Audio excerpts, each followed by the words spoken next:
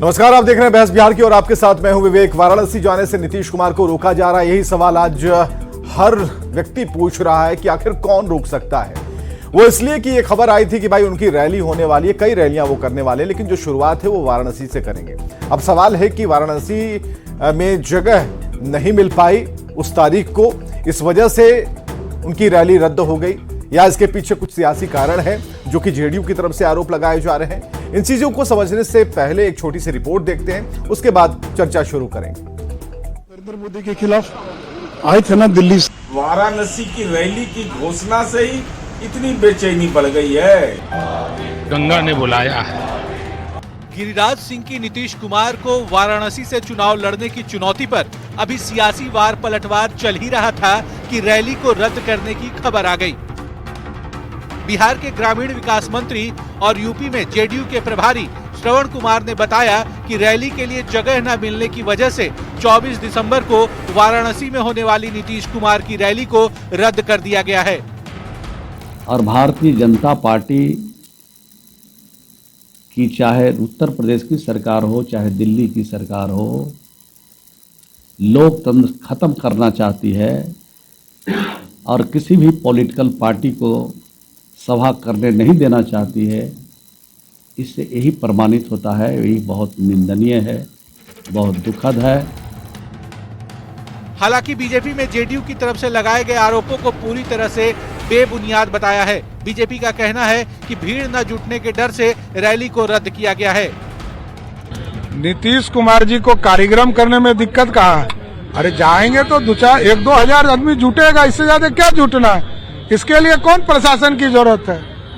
अरे भाई, बिहार के मुख्यमंत्री हैं, हम लोग नहीं जानते बिहार में 5,000 में जुटता ही नहीं है, वहाँ 10,000। उन्होंने आरोप लगाया। बिहार में आज तक नीतीश कुमार जी के किसी कार्यक्रम में 10,000 आदमी जुटा हो तो बता दी। हालांकि नीतीश की रैली को लेकर चल रही चर्चा के बीच महज एक दिन पहले यानी 13 दिसंबर को ही बीजेपी के सांसद सुशील कुमार मोदी ने तंज कसते हुए कहा था कि नीतीश कुमार बीजेपी में 5,000 की भीड़ नहीं जुटा पाते, यूपी में क्या करेंगे? वो बनारस में करें या अमेरिका में करें, क्या फर्क पड़ता है? जो व्यक्ति अपने राज्य में 5,000 की भीड़ इकट्ठा नहीं कर सकता, जिस व्यक्ति जो अपने राज्य में 44 सीट नहीं जिता पाया जनता दल यू को, और अभी भी नीतीश कुमार गए थे मध्य प्रदेश चुनाव लड़ने, 10 उम्मीदवार खड़े किए, अधिकतम वोट आया एक उम्मीदवार को 2,000, बाकी को 100 और 200 वोट। एक तरफ बीजेपी के नेता कह रहे हैं कि भीड़ न जुटने के डर से जेडीयू ने नीतीश की वाराणसी में रैली रद्द कर दी, जबकि दूसरी ओर जेडीयू नेताओं का कहना है कि रैली तो होने देते, भीड़ जुटती या नहीं ये तो बात की बात है। फिलहाल रैली के नाम पर सियासत तेज है। न्यूज 18 के लिए पटना से आनंद अमृतराज के साथ ब्यूरो रिपोर्ट। तो आज की डिबेट को शुरू करते हैं। अरविंद कुमार प्रवक्ता बीजेपी से हमारे साथ हैं, चितरंजन गगन प्रवक्ता आरजेडी से हमारे साथ, राजेश भट्ट मुख्य प्रवक्ता एलजेपीआर से और असित नाथ तिवारी जी प्रवक्ता कांग्रेस से हमारे साथ जुड़े हुए हैं। और हर तरफ बीजेपी की तरफ इशारा हो रहा है कि भाई क्यों आप लोगों ने इतनी बाधा क्यों डाल रखी है। अरविंद कुमार जी, जो आरोप लग रहे हैं उस पर हम सीधा सवाल जो इनका है जेडीयू वालों का, और सीधा उत्तर हम चाहेंगे कि क्या कोई ऐसी बात है क्या जो आरोप लगाए जा रहे हैं? हालांकि आप लोग कह जरूर रहे हैं कि नीतीश कुमार की रैली में 5,000 से भीड़ नहीं होती, 10,000 से अधिक नहीं होती। अब गिनने कौन गया, हालांकि जो फुटेज आते हैं उसमें तो भीड़ दिखती है, अब ये दूसरी बात है। लेकिन अरविंद कुमार जी, हमें जरा बताइए, क्या सही मायने में कुछ पॉलिटिकल पेंच लगाया गया है इसमें? विवेक जी, आपके चैनल के माध्यम से मैं तो हाथ जोड़कर आग्रह करूंगा नीतीश जी से कि बहुत लंबी पारी बिहार में आपने खेल लिया, बिहार को खेला, बिहार कहाँ था और कहाँ पहुँचा दिया आपने। अब ये सब नौटंकी तो आप बंद कर दीजिए और बिहार को बकस दीजिए। कम से कम आज भी जो राज्य इतना पिछड़े पायदान पर है, और आज हमारा सवाल है जो कहा जा रहा है कि यहाँ पर पेंच लगा दिया गया, तो ये पॉलिटिकल पेंच क्या लगाया गया है? मैं वही आ रहा हूँ। तो इनकी देखिए, ये वहां का कोई कार्यक्रम नहीं था, ये सिर्फ दिखावा था। और आप देखे नहीं 2022 में ये चुनाव लड़ने गए थे ना यूपी में, क्या असर हुआ? 51 सीटों पर चुनाव लड़ने के निर्णय लिया था, केसी त्यागी जी वहां के प्रभारी बनाए गए थे, इनको कैंडिडेट नहीं मिला। तो ये बिना मतलब के है, रैली करें, कहाँ किसी ने रोका है, क्यों रोकेगा? यही तो आरोप अरे है कि आपको आप लोगों ने आप रोक दिया है। श्रवण कुमार जो कह इनको रहे हैं, नक कटा के ये देखिए शहीद बनना चाहते हैं। इनकी आकलन हुई कि वहां कोई आदमी जुटेगा नहीं, भीड़ नहीं आएगी, श्रोता नहीं आएंगे, कोई सुनना नहीं चाहता है, इसलिए इस तरह की बातें बेबुनियादी आरोप लगा रहे हैं। इस तरह की कहीं इन आरोपों में कहीं कोई तथ्य नहीं है, कोई बुनियाद नहीं है। सच्ची बात विवेक जी यही है कि इनको फीडबैक मिल गया कि वहां जाने से कोई फायदा नहीं है। अभी 9 राज्यों में 5 राज्यों में चुनाव लड़ा नहीं इन्होंने, तो ये देखिए जनता भी समझ चुकी है और खुद नीतीश जी भी समझ चुके हैं और इनके जो एलाइज है वो भी समझ चुके हैं। बेटर होगा कि अब संन्यास ले लें, बिहार को बकस दे। यूपी अपना काम कर रही है, यूपी जो काम कर रही है पूरा देश देख रहा है। जिस तरह यूपी प्रोग्रेस कर रहा है, यूपी में जिस तरह लॉ एंड ऑर्डर का सिचुएशन बढ़ा है, अच्छा हुआ है, और इन्वेस्टमेंट वहाँ जो आ रहा है, अच्छे प्रशासन चल रहा है, बिहार में उसकी परिकल्पना करें ना। बिहार में चुनाव आ रहा है ना। कांग्रेस से ठीक है सर, आपने सबसे पहले ही हमला जो है आरजेडी की तरफ करना शुरू कर दिया कि देखिए क्या हाल हो गया। अब समय देखिएगा, तारीख देखिएगा, या फिर जो अवधि है उसे अगर देखेंगे तो कितने दिन हुए जब आप जेडीयू से आप लोग अलग हुए, लेकिन इतने ही कम समय में आप जरूर कह रहे हैं कि ये बर्बादी के शिखर पर पहुंच गया। लेकिन अच्छी बात यह है कि इन्वेस्टर्स आ रहे हैं और अदानी ग्रुप भी इन्वेस्ट करने की चाहत रखता है, और थोड़ा मोड़ा नहीं, एक बड़ा पैकेज बिहार में, क्योंकि कई लोगों को रोजगार भी मिलेगा, ये अलग बात है। हर्षिता तिवारी जी, यहां पर जो कहा जा रहा है, मॉडल की बात तो कल भी हुई थी, लेकिन सवाल यह है कि क्या नीतीश कुमार को वाराणसी जाने से रोका जा रहा है? और जेडीयू इस बात को पुरजोर तरीके से कह रही है, ये कहते हुए कि अगली तारीख भी हम जल्द बताएंगे। देखिए, जहाँ तक मेरी जानकारी है कि वाराणसी के रोहनिया के किसी ग्राउंड में नीतीश कुमार जी की रैली के लिए परमिशन मांगी गई थी, लेकिन प्रशासन ने उस कॉलेज का कोई मैदान है में परमिशन देने से इनकार कर दिया और कहा कि आप कहीं और रैली कर लीजिए। और उसके बाद जदयू का ये कार्यक्रम रद्द हुआ है। ये मैंने अब तक जो सुना है। भाजपा के लोग कह रहे हैं कि नहीं, ऐसा तो कुछ है ही नहीं, वो चाहते नहीं हैं, चूँकि लोग नहीं आएंगे इसलिए कैंसिल कर रहे हैं। अब इन दोनों के बीच में सच्चाई क्या है, मुझे लगता है आप लोग 1-2 दिन में उजागर कर देंगे, और बेहतर होता कि आज जदयू के साथ ही रहते और वो स्पष्ट तौर पर इस पर कुछ बताते कि आखिर मसला क्या है। लेकिन कई बार ऐसा देखा गया है कि स्थानीय स्तर पर प्रशासन इस तरह के कार्यक्रमों में इस तरह का खेल करता है। वो किसी के दबाव में आकर, या कभी कभी वाकई परिस्थितियाँ ऐसी रहती हैं कि वहाँ परमिशन देने की स्थिति नहीं रहती है, तो जिला प्रशासन की तरफ से मना कर दिया जाता है। लेकिन साथ में यह है कि जिला प्रशासन ने किसी और जगह का सुझाव संभवतः दिया था कि वहां करवा लीजिए, तो वहां जदयू के लोगों को लगा कि अच्छा नहीं होगा करवाना, तो शायद कार्यक्रम को रद्द किया गया है।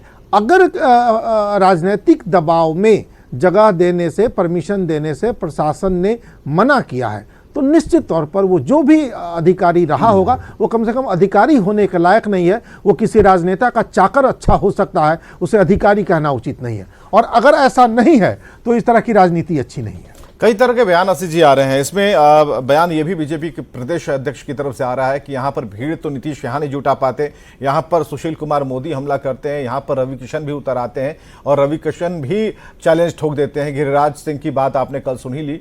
तो नीतीश कुमार जाएंगे कि नहीं जाएंगे, भीड़ जुटेगी कि नहीं जुटेगी, रैली होगी कि नहीं होगी, कब होगी, लेकिन इतना जरूर है कि जो हलचल है उस पर इतने ज्यादा बयान टोकरी भर भर के, ये तिवारी जरा बताइएगा कि इसका मतलब मायने क्या है?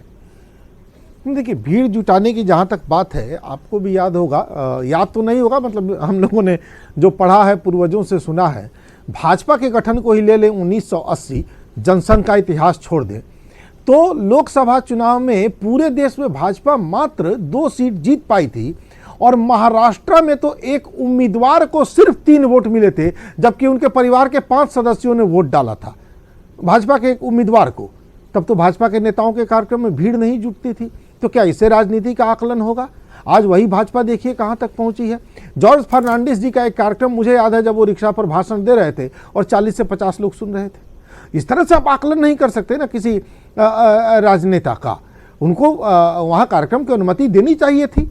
कार्यक्रम होता, आप देखते कि 10 लोग आ रहे हैं तो आप उनका मजाक उड़ाते, 10,000 आ रहे हैं तो भी आप कहते कि देखो हमारी मोदी जी की रैली में तो लाखों आते हैं, आपके यहाँ 10,000 मात्र आए। आप कहते ना, तो अनुमति देने से क्यों रोका? दिक्कत इस बात को लेकर है ना कि प्रशासन अनुमति क्यों नहीं दी। अरविंद जी, आप भी स्क्रीन पर हैं, नहीं होंगे। आशीष जी आप भी रहिए। अरविंद जी जरा बताइए, उसका उत्तर दीजिए, क्यों रोका? नहीं जा रहे हैं तो क्या रोका नहीं गया है?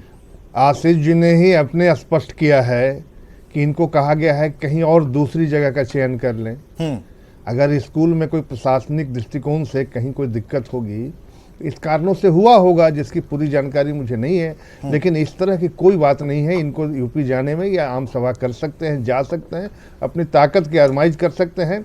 इन्होंने ही स्पष्ट किया कि दूसरे कॉलेज में इनको कहा गया है या दूसरी जगह चुनने को कहा गया है, तो कोई अल्टरनेटिव वहाँ क्या दिक्कत है, वहाँ होने देना चाहिए। पहली चीज। दूसरी चीज देखिए, आपको जब लग रहा है कि लोग ही नहीं आएंगे, ये हो जाने देते। मुख्यमंत्री जी का आप देखे होंगे बिहार के पिछले कुछ दिनों में हमारी कार्य समिति होने वाली थी, वो ऊर्जा मैदान में राजनीति से इन्होंने कैंसिल कर दिया था। बापू सभागार हमने बुक करा लिया था, उसके बाद इन्होंने कैंसिल कर दिया था। ये इनकी नीयत है, हमारे कुछ नहीं। जनतंत्र है, जनतंत्र में आप स्वतंत्र है, लोकतंत्र में स्वतंत्र है, लेकिन जनता तो अब जो स्थिति आपकी बन गई है, जनता समझ चुकी है कि आप केवल टालना चाहते हैं मुद्दों को, मुद्दों से भागना चाहते हैं। मुद्दे बताने के लिए तो जा बिहार रहे थे उत्तर को प्रदेश।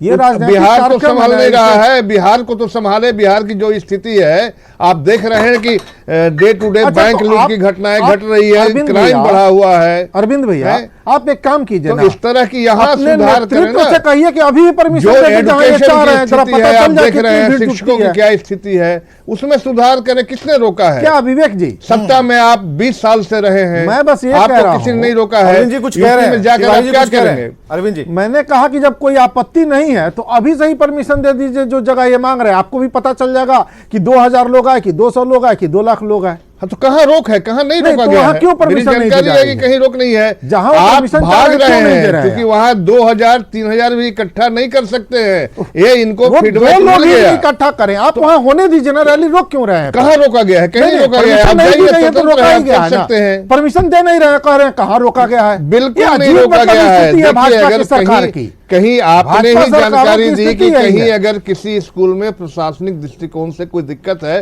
तो आप बगल के जगह पे चुन लें। नहीं, रोहनिया के उस छोटी कॉलेज जगह में तो है आखिर नहीं प्रशासन को यूपी। क्या, वहां तो राजनीतिक रैलियां होती रही हैं। रोहनिया में तो खूब रहा, प्रधानमंत्री मोदी जी भी वहां रैली कर चुके हैं। मैं कवर करने गया हूं एक बार रोहनिया के उस कॉलेज में। अच्छी बात तो है, दिक्कत क्या है, होने दीजिए। लेकिन किसी स्कूल के ग्राउंड कितना बड़ा हो सकता है? जहां आपने चुना है उस ग्राउंड को आपने देखा है, उसकी कैपेसिटी ही 5000 की, और आप वहां तो आप उसका अल्टरनेट दे देंगे। आप रैली कर रहे हैं, ये भागना चाहते हैं। 5000 लोग ही बुलाना है, इनको तो बड़ा मैदान आभास चाहते हैं। हो गया है कि उत्तर प्रदेश में अगर उस कॉलेज की लोग कैपेसिटी नहीं 5000 लोगों आएंगे, की है, अब नीतीश जी को लोग रैली इन करनी है, चीजों करने से दीजिए। भुलावे में 5000 नहीं आने की वाले बात तो है। हैं। अरविंद जी, एक बात और तो यही है, कारण अगर- है कि इन्होंने रैली को रद्द नहीं, किया ठीक है अरविंद जी, एक बात तो है, अगर रैली हो ही जाती है, 2 ही लोग पहुंचते, हास्यास्पद होता। आप ही लोग कहते हैं कि देखिए यही इनकी ताकत है और इस ताकत पे ही चले आए, प्रधानमंत्री से 2-2 हाथ करें, तो आपके लिए अच्छा रहता नहीं ना? रोका गया है। मैं विवेक जी आज भी कह रहा हूँ, हाँ। इनकी रैली को कहीं ऐसा देखिए, नहीं है। मीडिया आप ये रिपोर्ट दिखा ये दें, कह रही है कि कहीं भी परमिशन नहीं दिखा दी दें गई। कि इनकी रैली को रद्द चित्रंजन किया गगन गया है, हमारे साथ परमिशन प्रवक्ता नहीं दिया आरजेडी गया से। है। चित्रंजन जी, जो स्थिति बनी मीडिया है रिपोर्ट उसमें में भी एक कहा सवाल है बन कि रहा है, अनुमति और ये नहीं सवाल जेडीयू की तरफ से है कि वाराणसी जाने से नीतीश कुमार को रोका गया है। ये जेडीयू पूछ रहा, कोई मीडिया हाउस इससे पूछ नहीं रहा। लेकिन जब ये शक जेडीयू को है और ये कहते हुए कि हम अगली तारीख जल्द बताएंगे लेकिन रैली जरूर करेंगे,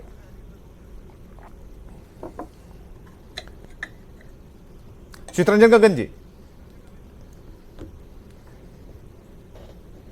आवाज जा रही है? चित्रंजन जी, चित्रंजन जी को एक बार फिर से जोड़ते हैं, तब तक राजेश भट्ट से हम बात करते हैं, मुख्य प्रवक्ता एलजेपीआर से राजेश भट्ट जी। तो ये बात जो है वो अब आम हो चली है कि आखिर इसके पीछे क्या कारण हो सकते हैं। हालांकि बीजेपी जितने तर्क दे रही है, जितनी जुबान से, जितने उनके मंत्री या फिर प्रवक्ता बयान दे रहे हैं, अब तो उत्तर प्रदेश से भी बयान आने लगे। तो ऐसी स्थिति में यह है कि भाई नीतीश कुमार अगर जाना चाहते हैं, रैली करना चाहते हैं, तो ये फील्ड नहीं, दूसरा मैदान, दूसरा नहीं कोई तीसरा मैदान कुछ तो होगा अगर उसी डेट में रैली करनी है। तो हमें जरा बताइए कि इस पर क्या कुछ चल रहा है और क्या कुछ अभी आपकी प्रतिक्रिया है। विवेक जी, पूरे देश में किसी राजनेता को कहीं रोक टोक नहीं है जाने से, आने से और रैली करने से, प्रदर्शन करने से। नीतीश कुमार जी को भला क्यों रोका जाएगा वाराणसी जाने से? अरे देखिए, ऐसा है कि श्रवण जी वहाँ के प्रभारी थे और श्रवण जी ने महसूस कर लिया कि बनारस में यह कार्यक्रम सुपर फ्लॉप होने वाला है। अपनी जान बचाने के लिए ये सब स्टैंड जो है उन लोगों ने खड़ा कर दिया। अरे नीतीश कुमार जी नालंदा में अगर कोई रैली करें तो 5000 लोग जुटेगा क्या? ये मानने वाली बात है? अब नीतीश कुमार जी के बिहार में कोई प्रासंगिक प्रासंगिकता भी रह गई है क्या? भीम संसद वाली भीड़ भूल गए क्या आप? नहीं, भीम संसद की भीड़ तो भाड़े की भीड़ थी, बुलाई गई थी, बसों में भर भर के लाया गया था, उल्टा सीधा बात कह के लाया गया था। भीम संसद इनको 18 साल के बाद भीम संसद याद पड़ता है।